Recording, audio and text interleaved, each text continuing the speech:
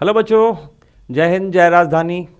तो पिछले क्लास में हम लोगों ने एनिमल टिश्यू कंप्लीट कर लिया था, अच्छे से डिस्कस कर लिया था। तो अब उस टॉपिक का आप रिवीजन लगाओ अच्छे से और उसके ऑब्जेक्टिव सॉल्व करो, ठीक है। जो भी डाउट्स वगैरह हो तो कमेंट बॉक्स में भेजो, तो हम लोग उसे सॉल्व करके भेजेंगे आपके पास, ठीक है। आज हम लोग मॉर्फोलॉजी ऑफ एनिमल्स यानी जंतुओं की आकारिकी, ये टॉपिक स्टार्ट कर रहे हैं। और इस मॉर्फोलॉजी ऑफ एनिमल्स में हमें तीन एनिमल्स के बारे में डिस्कस करना है, अर्थवॉर्म, कॉकरोच एंड फ्रॉग, ठीक है। तो आज हम लोग स्टार्ट करते हैं अर्थवॉर्म, ओके।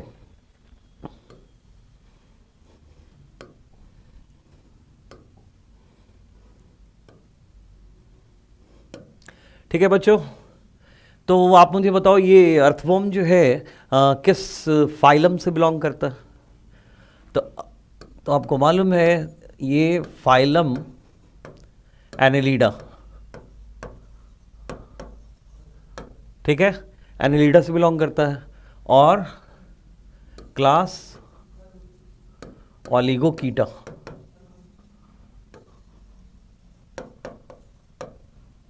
ठीक है, ओलिगोकीटा से बिलोंग करता है। अर्थवॉर्म एक बहुत ही कॉमन एनिमल है, आपने देखा होगा, ठीक है। गार्डन्स वगैरह में मिट्टी में इसके वॉर्म कास्टिंग यानी इसके मल का जो झुंड होता है वो आपने देखा होगा, है ना। तो ये जो अर्थवॉर्म है ये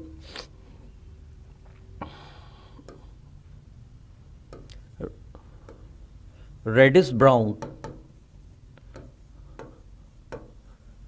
कलर का एनिमल है, okay.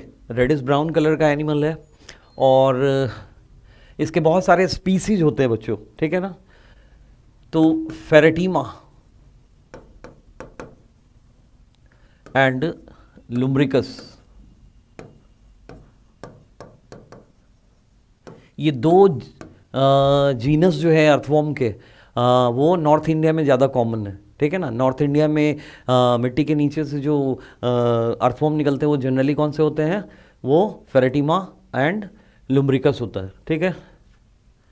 Megascolex and Dravida, okay. Megascolex and Dravida, ये दो जो स्पीसीज हैं अर्थवॉर्म के, ये साउथ इंडिया में, ये नॉर्थ इंडिया और ये साउथ इंडिया में ज़्यादा कॉमन है, ठीक है। यूटीफियस, ये जेनेटिक प्लेन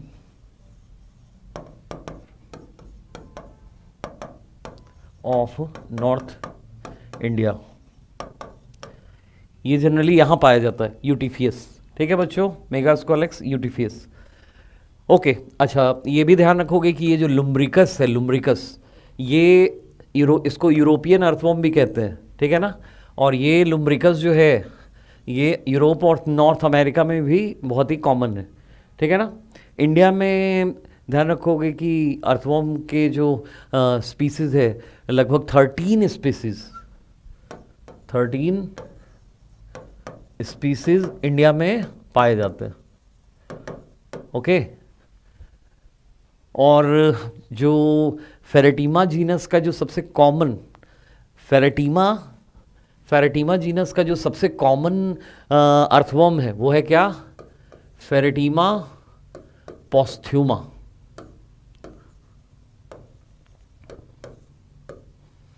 फेरेटीमा पोस्थ्यूमा, ये सबसे कॉमन स्पीसीज है, क्लियर है, ओके। लेट प्रोफेसर के एन बहल, इनका आपने नाम नहीं सुना होगा, है ना। ये प्रोफेसर के एन बहल है, इन्होंने फेरेटीमा पोस्थ्यूमा के एनाटमी का डिटेल दिया था, ठीक है। यानी फेरेट्यूमा पोस्थ्यूमा के बारे में जो बुक्स में आप पढ़ते हो वो सारा डिटेल किन्होंने दिया है? तो प्रोफेसर के.एन. बहल ने दिया है। क्लियर है बच्चों? ओके, अब बात को आगे बढ़ाते हैं।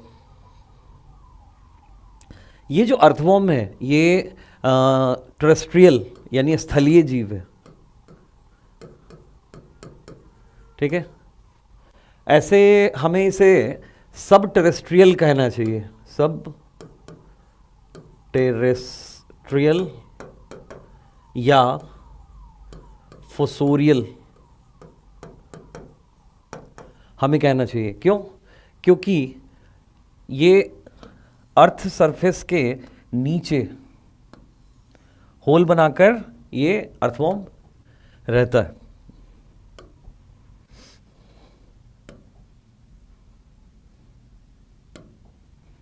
देखो ये इस तरह से ये अर्थवॉर्म, ये होल है, इस होल के अंदर अर्थवॉर्म रहता है, ठीक है ना।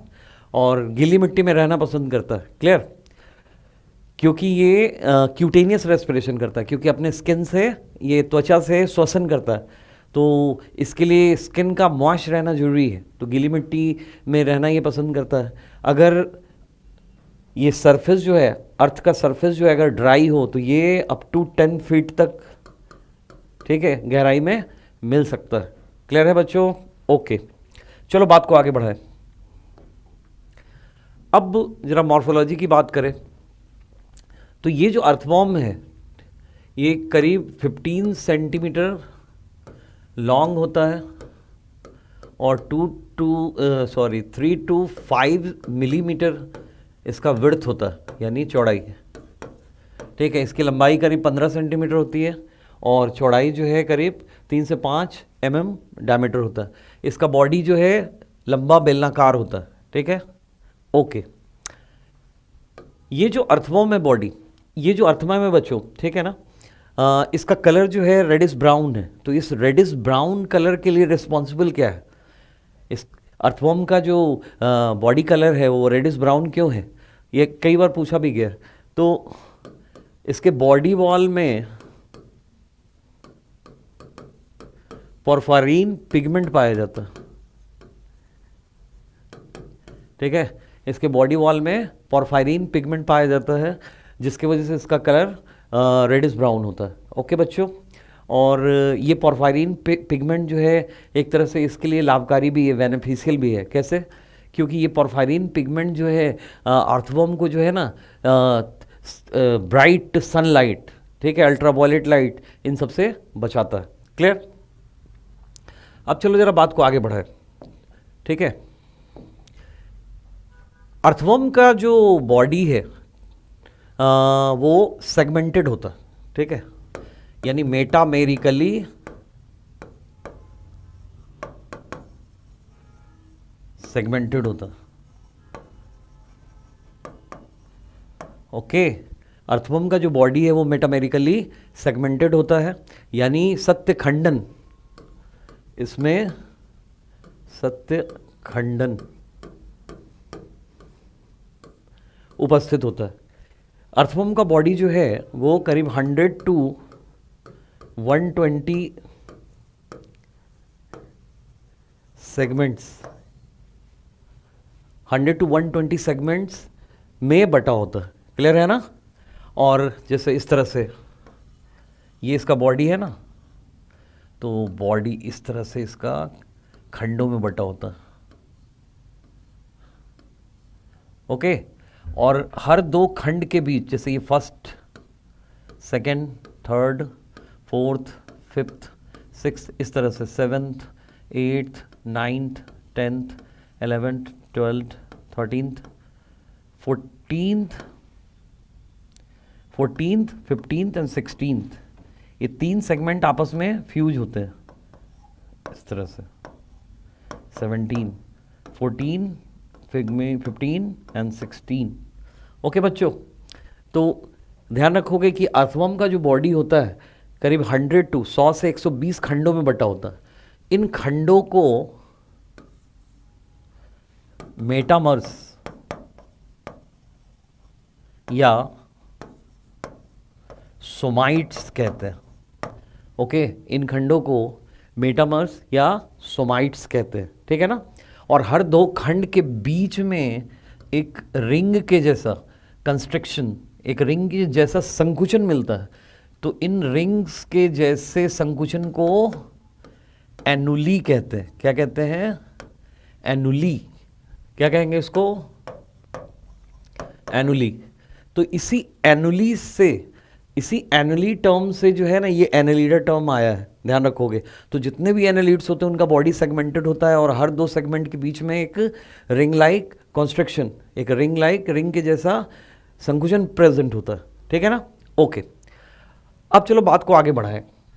ये जो अर्थवर्म का बॉडी है बच्चों, इसका जो फर्स्ट सेगमेंट होता है, ठीक है ना, प्रथम खंड होता है, ठीक है, इसे पेरिस्टोमियम कहते हैं। क्या कहते हैं? पेरिस्टोमियम। और इस पेरिस्टोमियम के आगे, यानी ये देखो इस तरह से,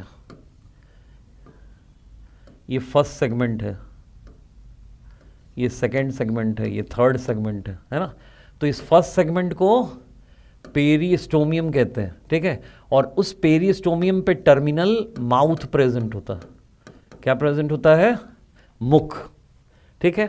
और इस फर्स्ट सेगमेंट से एक लोब के जैसा, पिंड के जैसा स्ट्रक्चर आगे निकलता है, जिसे प्रोस्टोमियम कहते हैं। पूरो मुख, ओके, इसे क्या कहेंगे? पुरोमुख। यानी ये फर्स्ट सेगमेंट जो है इसे पेरिस्टोमियम कहेंगे। और उस पेरिस्टोमियम से, उस पेरिस्टोमियम पर एक टर्मिनल माउथ प्रेजेंट है, मुख। और उसी फर्स्ट सेगमेंट के डॉर्सल सरफेस से एक पिंड निकलता है, लोब, ठीक है, जिसे हम क्या कहते हैं? प्रोस्टोमियम। तो ये जो प्रोस्टोमियम है बच्चों, इस मुख को यानी माउथ को बंद करने में काम आता है, और साथ ही साथ जो है ये फावड़े के जैसा भी काम करता है और मिट्टी खोदने में भी हेल्प करता है, ठीक है। ओके, क्लियर, ठीक है। तो फर्स्ट एंड सेकंड सेगमेंट समझ में आ गया बच्चों। फर्स्ट सेगमेंट को हम क्या कहेंगे? पेरिस्टोमियम। और उस पेरिस्टोमियम से क्या निकलेगा? प्रोस्टोमियम, जो कि सेगमेंट नहीं है, खंड नहीं, बल्कि एक लोब्ड स्ट्रक्चर है जो मुख को बंद करता है। क्लियर। अब इसके डॉर्सल बॉडी वाल पे एक लाइन तुम्हें दिखेगा इस तरह से, ठीक है ना। तो इसे डॉर्सल लाइन कहते हैं, पृष्ठ रेखा। क्या कहेंगे? Dorsal line. तो ये जो अर्थवर्म है, इसका डॉर्सल सरफेस जो होता है मोर डार्कर होता है, यानी पोर्फायरिन पिगमेंट ज़्यादा होता है, इसकी वजह से अधिक डार्क ब्राउन होता है। लेकिन वेंट्रल जो है थोड़ा कम होता है। और इसी डॉर्सल सरफेस पे मिड डॉर्सली, यानी बिल्कुल ऊपर से एक लाइन गुजरती है जिसे डॉर्सल लाइन कहते हैं। एक्चुअली ये जो डॉर्सल लाइन है बच्चों, ठीक है, ये है क्या? तो ये बॉडी वॉल के नीचे डॉर्सल ब्लड वेसल जो होता है, यानी पृष्ठ रुधिर वाहिनी, उसको शो करता है। यानी जो अंदर बॉडी वॉल के नीचे डॉर्सल ब्लड वेसल है, ठीक है, उस डॉर्सल ब्लड वेसल को वो बाहर से दिखाता है इस डॉर्सल लाइन के फॉर्म में। ओके, अब क्या है बच्चों कि इसके फर्स्ट सेगमेंट को हमने देख लिया। अब पीछे की तरफ जब हम बढ़ेंगे, ठीक है, तो ये 14th, 15th और 16th, ये तीनों सेगमेंट जो है फ्यूज्ड होते हैं। ओके, और इनके ऊपर एक थिक ग्लैंडुलर यानी मोटी ग्रंथिल पट्टी चढ़ी होती है। तो इस तीनों सेगमेंट के फ्यूजन को, यानी इस स्ट्रक्चर को हम क्लाइटेलम कहते हैं, पर्याणक। ध्यान रहेगा बच्चों, इसे हम क्या कहेंगे? क्लाइटेलम। ओके, अब इसके बॉडी पे जो है ना बहुत सारे डॉर्सल सरफेस पे पोर्स होते हैं, ठीक है ना। तो देखते हैं, देखो इसका जो 12th सेगमेंट है, ये 13 हो गया, ये 14, 12 हो गया, है ना। तो इस 12 सेगमेंट के पीछे से, ठीक है ना, इस 12 सेगमेंट के पीछे से मिड डॉर्सल सरफेस पे, ठीक है, हर एक सेगमेंट में क्या होता है? एक छोटा सा पोर प्रेजेंट होता है लास्ट तक, है ना। इसे डॉर्सल पोर कहते हैं। क्या कहते हैं? डॉर्सल पोर यानी पृष्ठ रंध्र बोलते हैं, ठीक है, इसे क्या कहेंगे, पृष्ठ रंध्र। तो ये जो पृष्ठ रंध्र है बच्चों, ये शुरू के आगे के सेगमेंट में नहीं होता है, सिर्फ यहाँ 12 सेगमेंट के पीछे से स्टार्ट होता है, और लास्ट जो एनुलस होता है उसमें भी एब्सेंट होता है, ठीक है ना। यानी शुरू के 11 स्टिमुली एनुली में ये डॉर्सल पोर एब्सेंट होगा और लास्ट वाले एनुलस में एब्सेंट होगा। तो इस डॉर्सल पोर से जो है बच्चों ध्यान रखोगे कि सिलोमिक फ्लूइड ऊज आउट होते हैं, मतलब बाहर निकलते रहते हैं। इन डॉर्सल पोर से इसके बॉडी के अंदर, अर्थवॉर्म के बॉडी के अंदर ये जो सिलोम होता है प्रगुहा, और उस प्रगुहा में जो प्रगुहीय द्रव्य होता है यानी सिलोमिक फ्लूइड वो बाहर निकलता रहता है, जिसके वजह से क्या होता है कि अर्थवॉर्म का जो बॉडी है वो नम यानी मॉइस्ट बना रहता है। क्लियर। अब ये जो अर्थवॉर्म होते हैं बच्चों, ठीक है, इनमें उत्सर्जन जो होता है वो एक कॉइल्ड स्ट्रक्चर के थ्रू होता है, जिसको हम लोग क्या कहते हैं, नेफ्रीडिया।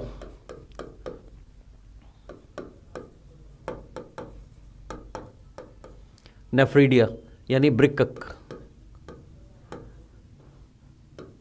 ओके, नेफ्रीडिया बोलते हैं यानी ब्रिकक बोलते हैं। तो ये जो ब्रिकक होते हैं, तो आगे जब हम एक्सक्रीटरी सिस्टम पढ़ेंगे तो वहाँ पता चलेगा कि ये ब्रिकक जो होते हैं उनका जो एक छोर होता है वो स्किन के सरफेस पे भी खुलता है, और कुछ नेफ्रीडिया ऐसे होते हैं जिनका एक छोर एलिमेंट्री कैनाल के अंदर खुलता है, ठीक है। तो जो बाहर खुलने वाले नेफ्रीडिया होते हैं ब्रिकक, उन्हें एक्सोनेफ्रिक नेफ्रीडिया कहते हैं। क्या कहते हैं, एक्सोनेफ्रिक। और जो गट में यानी एलिमेंट्री कैनाल में खुलने वाले ब्रिकक होते हैं उन्हें इंटेरोनेफ्रिक नेफ्रीडिया कहते हैं, ठीक है। तो ये जो इनका बॉडी होता है, ठीक है, इनके बॉडी वॉल में छोटे छोटे पोर्स होते हैं, बहुत छोटे छोटे पोर्स होते हैं, जिन्हें क्या बोलते हैं, नेफ्रीडियो पोर कहते हैं, यानी ब्रिकक रंध्र। और उस ब्रिकक रंध्र, ठीक है, तो बहुत सारे इसके बॉडी वॉल में बहुत सारे नेफ्रीडियो पोर्स होते हैं, ठीक है। और ये जो फर्स्ट और सेकंड सेगमेंट होता है उसे छोड़कर सारे सेगमेंट में नेफ्रीडियो पोर प्रेजेंट होते हैं, और उन नेफ्रीडियो पोर के थ्रू ये जो अर्थवॉर्म का यूरिन है वो इसके बॉडी सरफेस पे आता रहता है। क्लियर है। यानी एक्सोनेफ्रिक जो नेफ्रीडिया है वो यूरिन को कहाँ निकालता है, बॉडी के ऊपर ही निकालता है। किसके द्वारा, तो उन छोटे छोटे नेफ्रीडियो पोर्स के द्वारा। क्लियर है ना। और फर्स्ट एंड सेकंड सेगमेंट को छोड़कर बाकी सभी में ये नेफ्रीडियो पोर्स प्रेजेंट होते हैं। ओके, ठीक है बच्चों। इसके अलावा इसके बॉडी वॉल में, यानी ये फर्स्ट सेगमेंट हो गया, ये क्लाइटेलम वाला जो रीजन है ये हो गया, और जो लास्ट सेगमेंट है, तो अर्थवॉर्म के लास्ट सेगमेंट को हम क्या कहते हैं, पाइजीडियम कहते हैं। पाइजीडियम याद रहेगा। लास्ट सेगमेंट को क्या कहेंगे, पाइजीडियम कहेंगे। तो फर्स्ट, लास्ट और क्लाइटेलम, इन तीनों भागों को छोड़कर बाकी सारे सेगमेंट में ध्यान रखोगे कि बॉडी वॉल में जो है कुछ छोटे छोटे इस तरह से छोटे छोटे लाइक दिस, देखो ये स्ट्रक्चर है, ये इसे हम सीटा कहते हैं या कीटा कहते हैं, हिंदी में इसे शूक कहते हैं। क्या कहते हैं, तो देखो ये इसका आधा भाग जो है, 2/3 भाग जो है इस बॉडी वॉल के अंदर धंसा हुआ है, और 1/3 पार्ट जो है, 1/3 पार्ट वो बॉडी वॉल से ऊपर है। तो इसे सीटा, कीटा या शूक कहते हैं। ठीक है, तो ये निकले रहते। क्लियर। तो ये जो सीटा या कीटा है, ये first, last and clitellum, in 3 segment को छोड़ के बाकी सारे सेगमेंट में डॉर्सल एंड वेंट्रल सरफेस पे रिंग लाइक पैटर्न में अरेंज्ड होते हैं। क्लियर है ना। ओके, तो ये जो सीटा या कीटा है बच्चों, यानी शूक, ये अर्थवॉर्म को लोकोमोशन में यानी प्रचलन में हेल्प करता है। ठीक है, ये सीटा को ग्राउंड में हुक करके अपने बॉडी को आगे की तरफ पुश करते हैं या ड्रैग करते हैं, खींचते हैं। सीटा को कहाँ, मिट्टी में हुक करके फंसाकर बॉडी को आगे की तरफ घसीटते हैं। ठीक है, तो दैट इज कॉल्ड एज सीटा और कीटा। ओके, तो क्लियर है बच्चों। तो इसके मॉर्फोलॉजी में हम लोगों ने इतना कुछ देखा। अब इसके मॉर्फोलॉजी के अर्थवर्म के जो है ना वेंट्रल सरफेस को देखते हैं। तो अर्थवर्म के वेंट्रल सरफेस को देखोगे तो इसमें बहुत सारे पोर्स दिखेंगे, ठीक है ना। Genital pores generally ventral surface पे प्रेजेंट होते हैं। देखो यहाँ पे सीटा का जो है अरेंजमेंट दिखा गया, ये हुक लाइक जो है ना सीटा है। अब देखो ये जो क्लाइटेलम है 14th, 15th and 16th segment, इस क्लाइटेलम के 14th सेगमेंट में, इस क्लाइटेलम के 14th सेगमेंट में वेंट्रल सरफेस पे यानी अधर सतह पर एक छिद्र होता है जिसे फीमेल जेनाइटल अपर्चर यानी मादा जनन छिद्र कहते हैं, ठीक है। इधर से जो है एग बाहर आता है, ध्यान रहेगा बच्चों। ये मादा जनन छिद्र है जो कौन से सेगमेंट में है, 14th सेगमेंट के वेंट्रल सरफेस पे। ओके, अब ये जो 18th सेगमेंट है बच्चों, इस 18th सेगमेंट के वेंट्रोलेटरल यानी पार्श्व अधर भाग में मेल जेनाइटल अपर्चर प्रेजेंट होता है, ठीक है। मेल जेनाइटल अपर्चर यानी नर जनन छिद्र 2 प्रेजेंट होते हैं। कौन से सेगमेंट में, 18वें खंड के वेंट्रल सरफेस पे, वेंट्रोलेटरल बोल सकते हो, ठीक है। और इस मेल जेनाइटल अपर्चर यानी नर जनन छिद्र से ध्यान रखोगे कि क्या बाहर आता है, स्पर्म बाहर आता है, ठीक है। ओके, ये जो क्लाइटेलम है बच्चों, आगे पढ़ोगे कि कोकून बनाता है, अंड कवच, यानी अर्थवर्म का जो अंडा होता है, निषेचित अंडा, वो खुला नहीं होता है, ठीक है, बल्कि एक कवरिंग से कवर्ड होता है जिसे क्या कहते हैं, एक कवरिंग से कवर्ड होता है जिसे हम कोकून कहते हैं, आगे देखेंगे, ठीक है। तो कोकून का निर्माण कौन करता है, तो कोकून का निर्माण क्लाइटेलम करता है, ठीक है। अंडा शरीर से बाहर इस फीमेल जेनाइटल अपर्चर से बाहर आता है और शुक्राणु जो है वो 18th सेगमेंट, ठीक है, 18th सेगमेंट में के अधर सतह पर जो एक जोड़ी नर जनन छिद्र है उससे बाहर आता है। क्लियर। इसके अलावा बच्चों ध्यान रखोगे कि ये जो 17th और 19th सेगमेंट है, ठीक है ना, ये 17th और 19th सेगमेंट जो है, इसमें एक एक पेयर जेनाइटल पैपिला यानी जनन पप्पल, जनन पप्पल कहते हैं, ये उपस्थित होते हैं, ठीक है। तो ये राउंडिस उठे हुए स्ट्रक्चर होते हैं और इनके टिप पर एक गड्ढा होता है जो शक्कर के जैसा, चूसक के जैसा काम करता है। और ये जो 2 जोड़ी जेनाइटल पैपिली है, ये जो 2 जोड़ी जेनाइटल पैपिली है, ये पैपिली जो है कॉपुलेशन में यानी मैथुन क्रिया में हेल्प करते हैं, यानी 2 अर्थवर्म को एक दूसरे से चिपकने में हेल्प करते हैं। क्लियर, ध्यान रहेगा। ओके, तो ये हम लोगों ने इसके जनन छिद्रों के लास्ट जो सेगमेंट होता है बच्चों, उसे हम पाइजीडियम कहते हैं अर्थवर्म का। और उस पाइजीडियम के छोर पर यानी उस अंतिम खंड पर जो है टर्मिनल एनस प्रेजेंट होता है, ठीक है ना, यानी गुदा छिद्र होता है। क्लियर। तो ये हम लोगों ने इसके मॉर्फोलॉजी को डिस्कस कर लिया।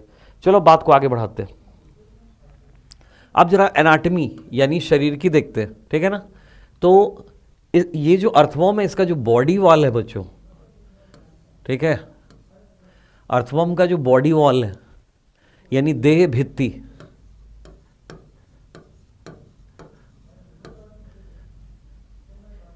ये 3 परतों से मिलकर बना होता है, ठीक है ना। बाहर जो है क्यूटिकल है, क्या है, क्यूटिकल, बाहर जो है सबसे बाहर क्या है, क्यूटिकल है। तो ये एल्ब्यूमिनस क्यूटिकल होता है यानी एल्ब्यूमिन प्रोटीन का बना होता है। क्लियर, ध्यान रखोगे। और उस क्यूटिकल के नीचे जो है स्तंभाकार यानी कॉलमनर सेल की परत पाई जाती है जिसे एपिडर्मिस यानी उपचर्म कहते हैं, ठीक है। क्या कहेंगे, उपचर्म यानी एपिडर्मिस कहेंगे। तो इस एपिडर्मिस में कई तरह के सेल्स होते हैं, सपोर्टिंग सेल्स होते हैं, बेसल सेल्स होते हैं, म्यूकस सिक्रेटिंग सेल्स होते हैं और एल्ब्यूमिन सिक्रेटिंग सेल्स भी प्रेजेंट होते हैं, ठीक है। तो इन सभी सेल्स का जो सिक्रीशन है वो क्यूटिकल को बनाता है। क्लियर। और इस उपचर्म के नीचे मसल की लेयर होती है, पेशी की परत होती है जो 2 परतों में विभक्त होती है। सबसे बाहर जो ये मसल दिख रहा है इसे सर्कुलर मसल यानी वर्तुल पेशी कहेंगे, वर्तुल पेशी क्या कहेंगे, वर्तुल पेशी, ध्यान रहेगा।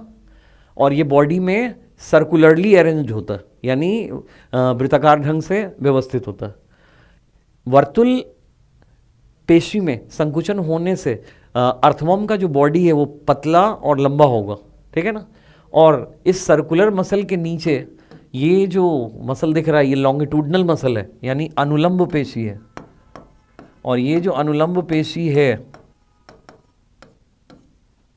ये जो अनुलंब पेशी है बच्चों, ये ध्यान रखोगे कि बॉडी में लंबाई की दिशा में व्यवस्थित होता है, बॉडी वॉल में, ठीक है, लंबाई की दिशा। अगर लॉन्गिट्यूडनल मसल में कॉन्ट्रैक्शन होगा, यानी अगर मान लो ये अर्थवर्म है तो लॉन्गिट्यूडनल मसल इस तरह से लंबे लंबे अरेंज्ड होगा और सर्कुलर मसल इस तरह से अरेंज्ड होगा। तो अगर लॉन्गिट्यूडनल मसल में कॉन्ट्रैक्शन होगा तो क्या होगा, तो अर्थवर्म का जो बॉडी है वो छोटा और मोटा हो जाएगा। और सर्कुलर मसल में अगर कॉन्ट्रैक्शन होगा तो क्या होगा, बॉडी पतला और लंबा हो जाएगा, ठीक है ना। अच्छा, उसके बाद ये सर्कुलर मसल की एक और लेयर नीचे मिलती है, वर्तुल, ठीक है।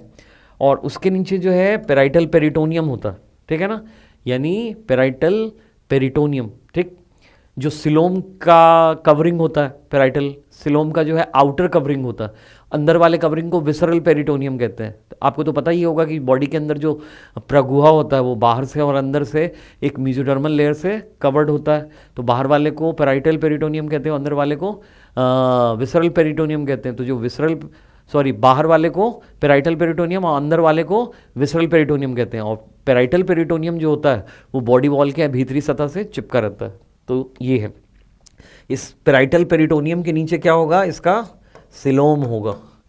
क्लियर है बच्चों? ओके।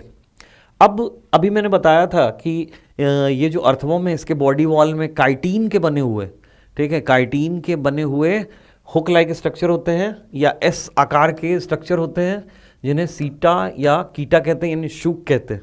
और ये काइटिन के बने होते हैं, तो इसलिए एसिड और अल्कली रेजिस्टेंट होते हैं। अगर मान लो अर्थवर्म को हम एसिड में डाल दें तो इसका पूरा बॉडी गल जाएगा, लेकिन काइटिन पे कोई असर नहीं होगा, यानी कीटी या सीटी जो भी है वो उसमें गल नहीं पाएगा, ठीक है ना। अच्छा, ये जो सीटी है या सीटी या कीटी है ना, यानी शूक है, इसका मूवमेंट, ये मोटाइल होता है, तो इसको मूव कराने के लिए दो तरह के मसल्स होते हैं। तो ये जो बॉडी वॉल से लगे हुए दो मसल दिख रहे हैं इसे प्रोट्रैक्टर मसल कहते हैं, और ये जो दूसरा मसल है इसे रिट्रैक्टर मसल कहते हैं।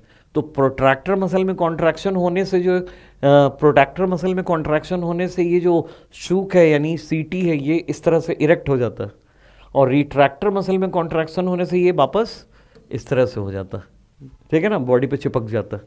तो ये सीटा जो है इसे लोकोमोशन में हेल्प कराता है। क्लियर? चलो बात को आगे बढ़ाते हैं। सिलोम, तो अभी मैंने बताया था कि ये जो बॉडी वॉल है, इस बॉडी वॉल के नीचे जो बॉडी के अंदर स्पेस है, ठीक है, स्थान है, इस स्थान को ही हम क्या कहते हैं, सिलोम कहते हैं। क्लियर? तो अर्थवर्म का जो सिलोम है वो सीजो सिलोम है, ठीक है ना। आगे क्लासिफिकेशन जब पढ़ोगे तो पता चलेगा कि सिलोम के दो टाइप होते हैं, सीजो सिलोम होता है और एक इंटेरो सिलोम होता है, ठीक है। तो इंटेरो सिलोम जो है बच्चों ध्यान रखोगे कि लास्ट के तीन फाइलम जो होते हैं इकाइनोडर्मेटा, हेमिकॉर्डेटा और कॉर्डेटा, इनमें प्रेजेंट होता है। और सीजो सिलोम जो है वो एनेलिडा, आर्थ्रोपोडा, मोलस्का, ठीक है, इनमें प्रेजेंट होता है। तो सीजो सिलोम जो सिलोम है वो मीजोडर्म के स्प्लिटिंग यानी मेसोडर्म के फटने से जो बीच में स्पेस बनता है उस स्पेस से ही सिलोम, सीजो सिलोम का निर्माण होता है। ध्यान रहेगा। अब देखो बच्चों, ये जो अर्थवर्म है, ठीक है ना, ये जो अर्थवर्म है तो इसमें खंड पाए जाते हैं ना, तो अंदर जो स्पेस है, ठीक है ना, इस तरह से अंदर जो स्पेस है, ठीक है, उसे हम लोग सीजो सिलोम कहेंगे।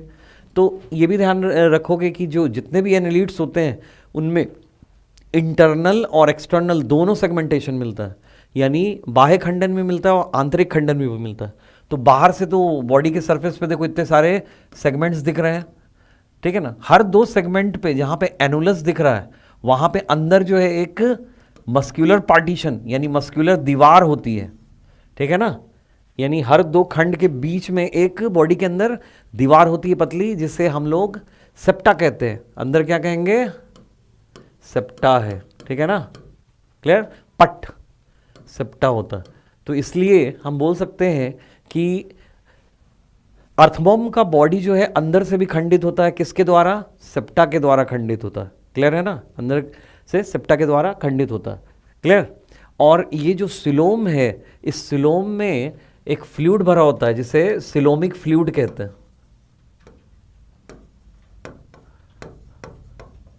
क्या कहेंगे? सिलोमिक फ्लूइड कहते हैं। ओके, सिलोमिक फ्लूइड कहते हैं। ओके, और ये जो सिलोमिक फ्लूइड होता है बच्चों अंदर भरा होता है, इस सिलोमिक फ्लूइड में वाटर होता है, सॉल्ट्स होते हैं, और साथ ही साथ ध्यान रखोगे कि कुछ फैगोसिटिक सेल्स भी होते हैं, म्यूकस सेक्रेटिंग सेल्स भी होते हैं, और एक बहुत ही खास सेल होता है सिलोमिक फ्लूइड में जिसे क्लोरागोगेन सेल, ठीक है, या स्टार सेल्स कहते हैं। याद रहेगा। तो अर्थवॉर्म का जो सिलोमिक फ्लूइड है, उस सिलोमिक फ्लूइड में क्लोरागोगेन सेल्स या स्टार सेल्स प्रेजेंट होते हैं। ये जो सेल्स होते हैं, येलो सेल भी बोलते हैं इसे, ये भी ध्यान रखोगे, येलो सेल्स। तो ये स्टार के आकार के, ठीक है, ताराकार पीले रंग की कोशिकाएं होती है, जिन्हें हम लोग क्लोरागोगेन सेल, स्टार सेल या येलो सेल कहते हैं। और ध्यान रखोगे बच्चों कि ये जो क्लोरागोगेन सेल है, ये किसके, इसे वर्टिब्रेट के लिवर के एनालोगस माना जाता है। क्या? एनालोगस टू वर्टिब्रेट्स लिवर, ठीक है, एनालोगस टू वर्टिब्रेट्स लिवर। यानी वर्टिब्रेट का, या हमारा भी बोल सकते हो कि हमारा जो लिवर है उसके समृत। तो समृत होने का मतलब क्या है? तो समृत होने का मतलब फंक्शन सेम होना, ऑरिजिन डिफरेंट होना, फंक्शन सेम होना, क्लियर है ना। तो ये जो क्लोरागोगेन सेल है, ये एक्सक्रीटरी मैटर यूरिया बनाते हैं, ठीक है, ग्लाइकोजन एंड फैट्स स्टोर करते हैं, जैसा कि हमारा लिवर करता है। ध्यान रहेगा ना, लिवर हमारा यूरिया बनाता है, वैसे ही ये भी यूरिया बनाता है और ग्लाइकोजन एंड फैट्स को स्टोर करता है। तो इसके फंक्शन जो है अर्थवॉर्म में क्लोरागोगेन सेल के लिवर के जैसे हैं, इसलिए, ठीक है ना। चलो, अब हम लोग बात कर रहे थे सेप्टा पे, कि अर्थवॉर्म का जो बॉडी है अंदर से खंडित होता है, ठीक है, और हर दो खंड के बीच में एक मस्क्यूलर पार्टीशन यानी पेशियल दीवार पाई जाती है, जिसे सेप्टा कहते हैं। और इन सेप्टा को पेनिट्रेट करते हुए एलिमेंट्री कैनाल रन करता है ना। ये आहार नल जा रहा है, और ये देखो इसका छिद्र एनस है लास्ट सेगमेंट पे, और ये है क्या? माउथ, मुख है ना। अब इसमें सेप्टा पे भी बात करनी चाहिए, इस पे सवाल पूछा जाएगा। तो ये ध्यान रखोगे कि शुरू के 4 सेगमेंट, 1 2 3 4, शुरू के 4 सेगमेंट में कोई सेप्टा नहीं मिलता है। सेप्टा जो है 5वें, चौथे सेगमेंट के पीछे से शुरू होता है, यानी 5वें सेगमेंट से शुरू होता है, ठीक है, पहली चीज़। और दूसरी चीज़ कि 8 6 7 8 9 10, तो 8 9 10 के बीच में 2 सेप्टा होना चाहिए, जबकि होता एक ही है, ठीक है ना। तो ये ध्यान रखेंगे कि शुरू के 4 खंडों में सेप्टा एब्सेंट होता है, और 8th एंड 9th और 10th इन 3 खंडों के बीच सिर्फ एक सेप्टा होता है, 2 नहीं, ठीक है ना। अच्छा, अब ये जो सेप्टा है बच्चों, इन सेप्टा में छोटे छोटे छिद्र होते हैं, ठीक है ना, ताकि इन छिद्रों से सिलोमिक फ्लूइड जो है एक खंड से दूसरे खंड में जा सके। तो इन्हें परफोरेशंस भी कहते हैं। क्या कहते हैं? परफोरेशंस, ओके, इन्हें परफोरेशंस कहते हैं। तो ये जो सेप्टा है, इनमें छोटे छोटे छिद्र होते हैं जिन्हें परफोरेशन कहते हैं। लेकिन ये भी ध्यान रखोगे कि जैसे शुरू के 4 खंड में कोई सेप्टा नहीं है, 5वां से सेप्टा चालू हुआ, लेकिन शुरू के 9 सेप्टा में, ठीक है ना, शुरू के 9 सेप्टा में, यानी यहाँ से पहला सेप्टा शुरू हुआ ना, ये, तो 1 2 3 4 5 6 7 8 9, ये 9 शुरू के 9 सेप्टा में कोई परफोरेशन नहीं मिलता, ठीक है ना, ध्यान रहेगा, शुरू के 9 सेप्टा। तो परफोरेशन इसके बाद से चालू होगा, यानी 13 14 खंड के बीच में जो सेप्टा है वहाँ से चालू होगा। शुरू के 9 सेगमेंट्स में, शुरू के 9 सेप्टा में परफोरेशन एब्सेंट होता है, ध्यान रखो, ठीक है ना। तो परफोरेशन के थ्रू क्या होता है, इन छिद्रों के थ्रू क्या होगा, सिलोमिक फ्लूइड जो है एक सेगमेंट से दूसरे सेगमेंट में जा सकते हैं, है ना, कंटिन्यूटी बनी रहती है। और ये भी ध्यान रखोगे बच्चों कि ये सिलोमिक फ्लूइड और जो इसका सीटी है, शूक है, ठीक है, और बॉडी वॉल, इसके हेल्प से ये अर्थवॉर्म जो होते हैं वो लोकोमोशन करते हैं, ठीक है। ये अपने बॉडी वॉल में कॉन्ट्रैक्शन करके, ठीक है, पहले सर्कुलर मसल में कॉन्ट्रैक्शन करते हैं, जिससे क्या होता है कि सिलोमिक फ्लूइड एक जगह ज़्यादा जमा हो जाता है, फिर अपने शूक को ये ग्राउंड में फिक्स करते हैं और उसके बाद लॉन्गिट्यूडनल मसल में कॉन्ट्रैक्शन करते हैं। तो इससे क्या होता है कि इसका बॉडी आगे की तरफ खिंच जाता है, घसीट जाता है ना। क्लियर है बच्चों? तो ये हम लोगों ने इसके सिलोम के बारे में देख लिया। अब बात को आगे बढ़ाते हैं, अब इसके सिस्टम को देखते हैं, ठीक है, अंग तंत्र को। तो एलिमेंट्री कैनाल, यानी हम लोग इसके डाइजेस्टिव सिस्टम को देख रहे हैं,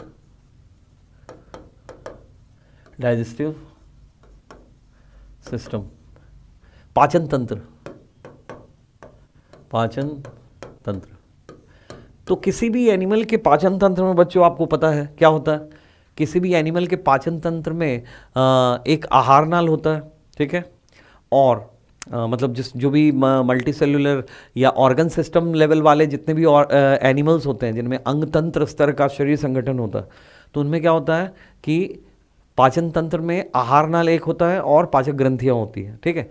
तो ये जो अर्थवॉर्म है, अर्थवॉर्म के पास भी एक एलिमेंट्री कैनाल है, ठीक है, और ये जो एलिमेंट्री कैनाल है यानी इसका जो आहार नाल है बच्चों, आहार नाल,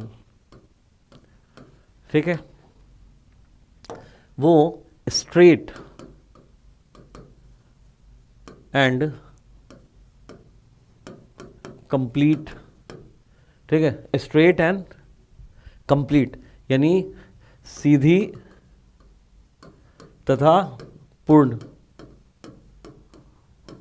ओके, सीधी तथा पूर्ण होती है, यानी इसमें कोई क्वाइलिंग, कोई कुंडलन नहीं होता है। और पूर्ण बोलने का मतलब क्या, तो आहार नाल को पूर्ण तब कहा जाता है, कंप्लीट तब कहा जाता है जब इसके दोनों छोर पे छिद्र हो, एक मुख और एक गुदा, ठीक है, तो माउथ भी होता है और एनस भी होता है, ओके। अब बच्चों इसका जो केचुआ का जो आहार नाल है ये कई भागों में बटा होता है, ठीक है।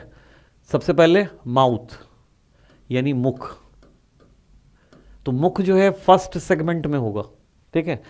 तो हम लोगों ने देखा था कि फर्स्ट सेगमेंट जो है, इस फर्स्ट सेगमेंट पे टर्मिनल माउथ होता है ना, ये माउथ है, क्लियर, ओके।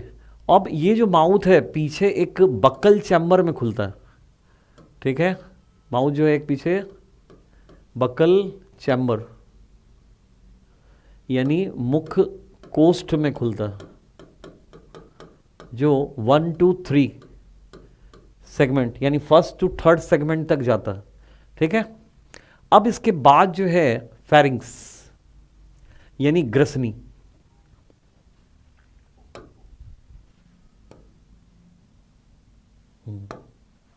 अब इसके बाद क्या है, ग्रसनी,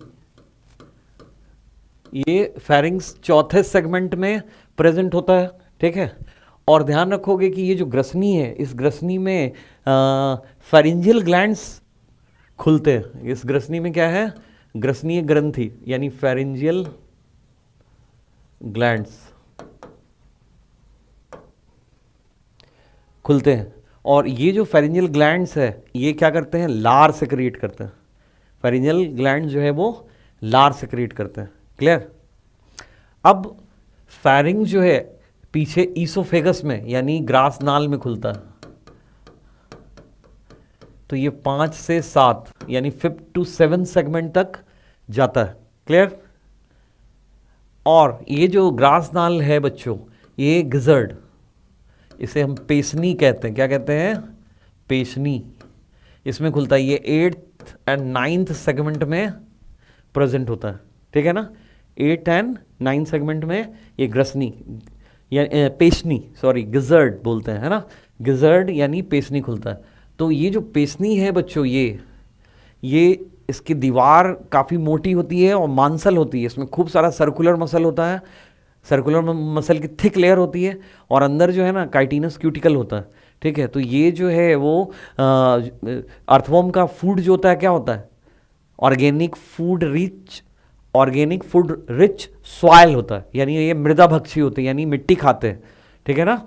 तो मिट्टी को जो ग्राइंड करने का काम है, यानी पीसने का काम है, वो कौन करता है? गिजर्ड करता है। क्लियर है बच्चों? अब उसके बाद स्टमक, ठीक है। स्टमक जो है 9th to 15th, ठीक है, ये स्टमक है। ये 9 to यानी अमाशय जो है 9 to 15th सेगमेंट तक रन करता है, ठीक है। अब इसके बाद 16th सेगमेंट से लास्ट सेगमेंट तक जो है, ध्यान रखोगे कि इंटेस्टाइन यानी आंत्र उपस्थित होता है। क्लियर है? तो ये लास्ट तक क्या होता है? इंटेस्टाइन प्रेजेंट होता है, ठीक है ना। और वही इंटेस्टाइन यानी आंत्र जो है अंतिम खंड पर एक छिद्र एनस के थ्रू बॉडी से बाहर खुलता है। क्लियर है बच्चों? अब इस इंटेस्टाइन में, अच्छा ये जो स्टमक है बच्चों, इसमें कुछ कैल्सीफेरस ग्लैंड्स खुलते हैं, ठीक है। ध्यान रखोगे कि स्टमक जो है इसमें कुछ कैल्सीफेरस ग्लैंड्स खुलते हैं, और उस कैल्सीफेरस ग्लैंड का जो सिक्रीशन होता है, मिट्टी में एक ह्यूमिक एसिड प्रेजेंट होता है। मिट्टी में क्या होता है? ह्यूमिक एसिड प्रेजेंट होता है। मिट्टी में ह्यूमिक एसिड प्रेजेंट होता है, ध्यान रहेगा। तो ये जो कैल्सीफेरस ग्लैंड जो स्टमक में खुलता है, तो इस कैल्सीफेरस ग्लैंड का जो सिक्रीशन है बच्चों, वो इस ह्यूमिक एसिड को न्यूट्रलाइज करता है, यानी उदासीन बनाता है।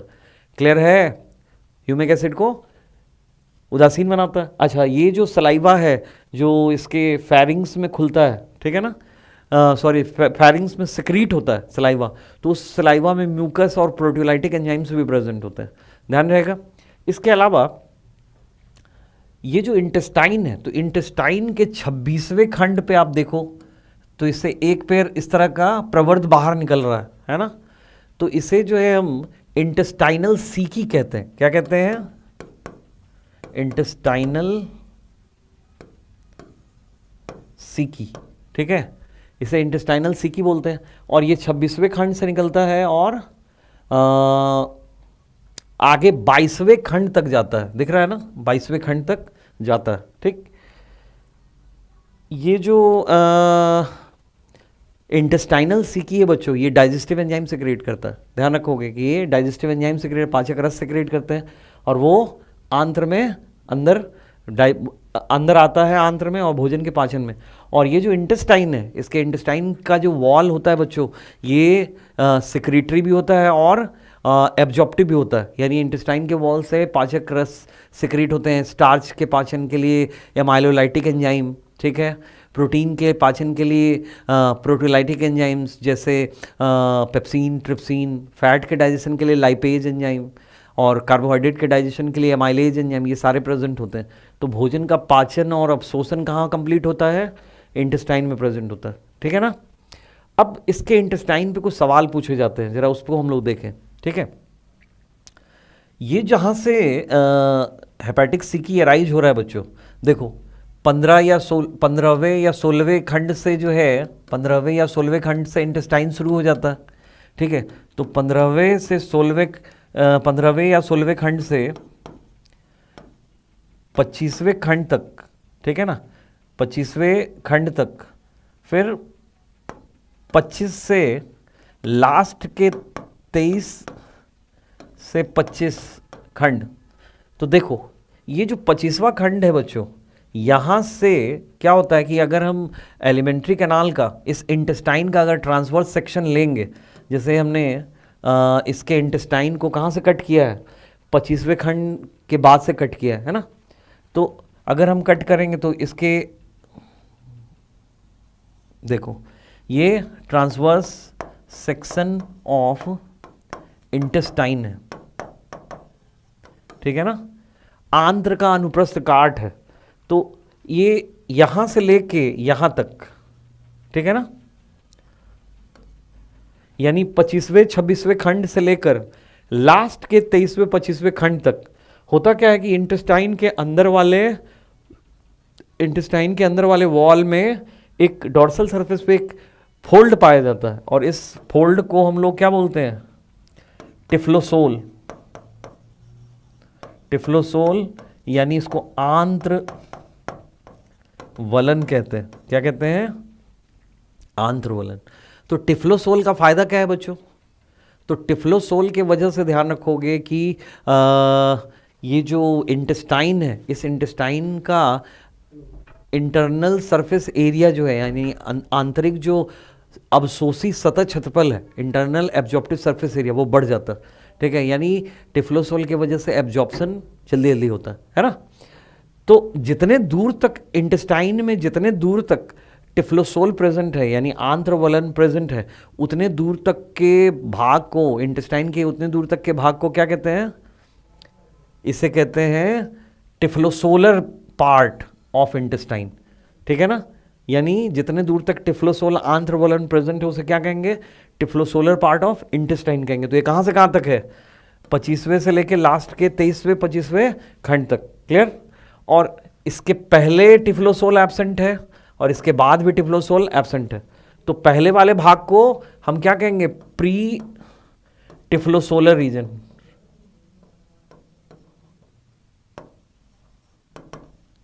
और बाद वाले भाग को क्या कहेंगे, पोस्ट टिफ्लोसोलर रीजन, ठीक है, प्री टिफ्लोसोलर रीजन और पोस्ट टिफ्लोसोलर रीजन बोलते हैं। और बीच वाला जो भाग है टिफ्लोसोलर रीजन है। तो ज़्यादा एब्जॉर्प्शन अगर हमसे पूछा जाए कि कहाँ होगा, तो हम बताएंगे कहाँ, टिफ्लोसोलर रीजन में बताएंगे, ठीक है ना, ज़्यादा अब्सॉर्प्शन टिफ्लोसोलर रीजन में होता है, क्लियर है। अब चलो जरा फूड एंड फीडिंग पे बात करते हैं, ठीक है, कि ये खाता कैसे है। तो ये जो अर्थवॉर्म है बच्चों, ये मिट्टी को खोदता है, और जो पत्ते वगैरह होते हैं या डिकेइंग लीव्स वगैरह, यानी जो सड़े गले पत्ते वगैरह जहाँ पे होते हैं मिट्टी में, उन मिट्टी को ये चाव से खाता है, ठीक है ना, उन्हें अपने मुख से अंदर लेता है और आहार नाल से गुजारता है, ठीक है, मस्कुलर कॉन्ट्रैक्शन के थ्रू, और उस मिट्टी में पाचक रस मिक्स हो जाते हैं जिससे भोजन का पाचन होता है। और बाद में फिर क्या होता है कि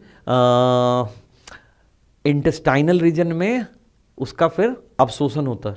अवशोषण के बाद जो अवशोषित भोजन रह गया, ठीक है ना, तो उसे वह अर्थवॉर्म जो है अपने एनस के थ्रू बाहर निकाल देता है।